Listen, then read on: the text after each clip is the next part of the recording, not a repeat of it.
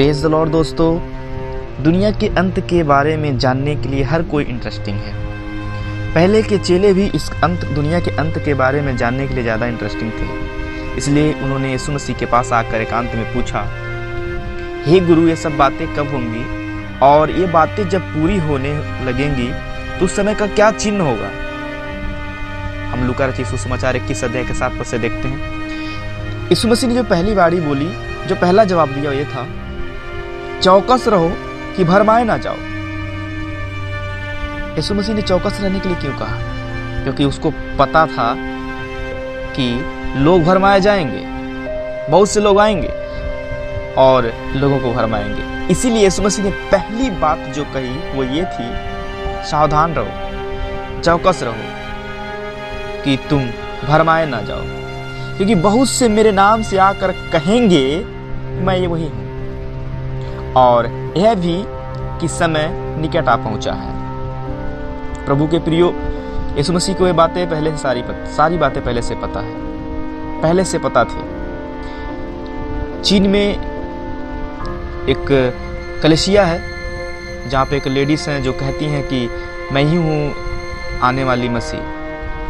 बहुत सी जगहों पे सुनने को मिला, बहुत सारे ऐसे हैं जो कहते हैं मैं ही हूँ जो आने वाला था। यीशु मसीह को पता था, इसीलिए उसने कहा सावधान रहना, कोई तुम्हें भरमाने ना पाए। और ये भी कहेंगे कि समय निकट आ पहुंचा है, तुम उसके पीछे ना चले जाना। जब तुम लड़ाइयों और बलवों की चर्चा सुनो तो घबरा ना जाना, क्योंकि इनका होना अवश्य है, परंतु उस समय अंत ना होगा। प्रभु के प्रियो, आज हम देख रहे हैं अपने देशों में, विदेश में, यानी पूरी दुनिया में लड़ाई झगड़े उपद्रव की चर्चे चारों तरफ हैं, और ये सारी बातें हो रही हैं। और यीशु मसीह ने कहा इनका होना अवश्य है। जब वो कहा तो ऐसा होगा, इसमें घबराने की बात नहीं है। उन्होंने कहा इनका होना अवश्य, परंतु उस समय अंत नहीं होगा। तब उसने उनसे कहा, जाति पर जाति और राज पे राज चढ़ाई करेगा, और बड़े बड़े भूकंप होंगे, और जगह जगह अकाल पड़ेंगे और महामारियां पड़ेंगी, और आकाश से भयंकर बातें और बड़े बड़े चिन्ह प्रकट होंगे। प्रभु के प्रिय, जितनी बातें यीशु मसीह कह के गए हैं, आज सारी बातें हमारे और आपके आंखों के सामने पूरी होती दिखाई दे रही है। परंतु इन सब बातों से पहले मेरे नाम के कारण तुम्हें सताएंगे, परंतु इन सब बात को होने से पहले वो लोग तुम्हें मेरे नाम से पकड़ेंगे और सताएंगे। इस बात से हर कोई परिचित है, इस पे मैं ज्यादा नहीं बोलना चाहता हूं। जितनी यीशु मसीह ने बातें कह के गई, सारी बातें, एक एक बातें आपकी आंखों के सामने पूरी हो रही है। लिखा तुम्हें पंचायतों में सौंपेंगे, बंदीगिरी में डलवाएंगे, और राजाओं और हाकिमों के सामने ले जाएंगे, पर तुम्हारे लिए गवाही देने का अवसर हो जाएगा। इसलिए अपने मन में ठान रख के रखो कि हम पहले से उत्तर देने की चिंता नहीं करेंगे, क्योंकि मैं तुम्हें ऐसा बोल बुद्धि दूंगा कि तुम्हारे सब विरोधी तुम्हारे सामने तुम्हारा सामना या खंडन ना कर सकेंगे। तुम्हारे माता पिता और भाई और कुटुंब और मित्र भी तुम्हें पकड़वाएंगे। प्रभु के प्रियो, शायद बहुतों के साथ ऐसा हुआ है, या नहीं हुआ तो हो सकता है। तुम्हारे माता पिता और भाई कुटुंब मित्र भी तुम्हें पकड़वाएंगे। आप जिस पे अटूट भरोसा रख रहे हैं वो भी आपको पकड़वा सकते हैं।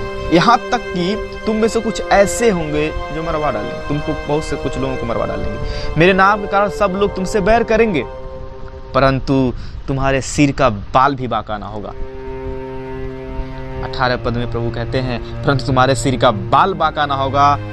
अपने धीरज से तुम अपने प्राणों को बचाए रखो। तुम सिर्फ धीरज रखो, मेरी बाट जो हो, क्योंकि आत्मा और शरीर दोनों को नाश करने का भार जो है, जो जिम्मेदारी है, वो मेरे हाथों में है। इसलिए तुम ना घबराना। और जब 34 में देखते हैं, वहां इस प्रकार से लिखा है, इसलिए तुम सावधान रहो, ऐसा ना हो कि तुम्हारे मन खुमार और मतवालेपन और इस जीवन की चिंताओं से सुस्त हो जाए, और वह दिन तुम पर फंदे के समान अचानक आ पड़े, क्योंकि वह सारी पृथ्वी के सब रहने वालों पर इसी प्रकार आ पड़ेगा। इसीलिए जागते रहो और हर समय प्रार्थना करते रहो कि तुम इन सब आने वाली घटनाओं से बचने और मनुष्य के पुत्र के सामने खड़े रहने के योग्य बनो। और जब मत्ती रची सुसमाचार 24 अध्याय के 37 पद में देखते तो वहाँ इस प्रकार से लिखा है, जैसे नूह के दिन थे वैसे ही मनुष्य के पुत्र का आना भी होगा। क्योंकि जैसे जल प्रलय से पहले के दिनों में जिस दिन तक नूह जहाज पर न चढ़ा उस दिन तक लोग खाते पीते थे और उनमें विवाह होते थे, और जब तक जल प्रलय आकर उन सबको बहा न ले गया तब तक उनको कुछ भी मालूम ना पड़ा, वैसे ही मनुष्य के पुत्र का आना भी होगा।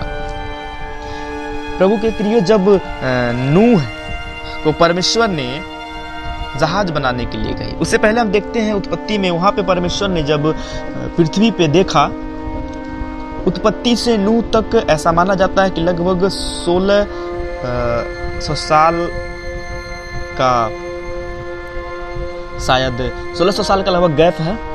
जब परमेश्वर ने पृथ्वी पे देखा तो मनुष्य पृथ्वी पे बहुत अधिक बढ़ गए थे और उनके मन में निरंतर बुरे ख्याल ही उत्पन्न हो रहे थे।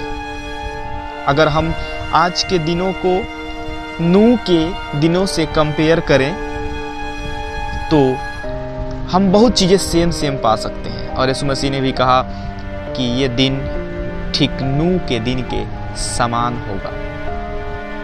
उन दिनों में भी पुरुष के साथ, स्त्री के साथ तमाम प्रकार की ऐसी गंदगियां वहां फैली हुई थी। वहां प्रेम नाम का कोई चीज नहीं था। और जब आप देखते हैं 24 के 12 वहां इस प्रकार से लिखा है, अधर्म के बढ़ने से बहुतों का प्रेम ठंडा पड़ जाएगा, परंतु तो अंत तक धीरज रखेगा उसी का उद्धार होगा। प्रभु के प्रियो, आज आप चारों तरफ के माहौल को देख लें, सबके प्रेम ठंडे पड़े हुए हैं।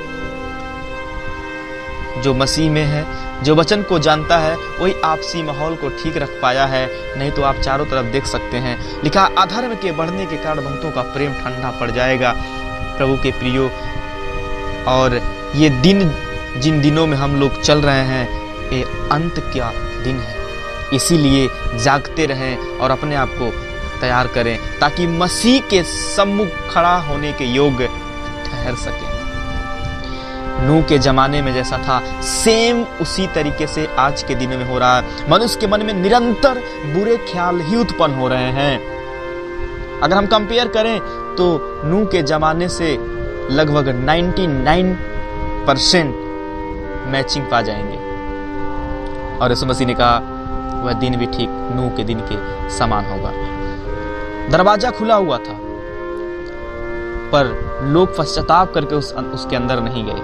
पर जब दरवाजा बंद कर लिया गया, लोग छाती पीटने लगे, रोने लगे, पर दरवाजा नहीं खोला गया। प्रभु के प्रियो, और जब आप 35 पद में देखते हो इस प्रकार यीशु मसीह कहते हैं, आकाश और पृथ्वी टल जाएंगे परंतु मेरी बातें कभी ना टलेंगी। प्रभु के प्रियो, आकाश और पृथ्वी टलना एक छोटी सी बात है, पर प्रभु की बातें कभी नहीं टलेंगी। एक एक बातें उसके द्वारा कही गई पूरी हो रही हैं और पूरी होंगी। हमें और आपको चाहिए कि सावधान रहें और अपने आप को तैयार करें ताकि हम यीशु मसीह के आगमन के दिनों में उसके साथ उठाए जाने वालों में हो। सो आशा करते हैं इस संदेश के द्वारा आप कुछ समझे और सीखे होंगे। अपनी राय आप कमेंट में लिख सकते हैं और बता सकते हैं। जय मसीह की।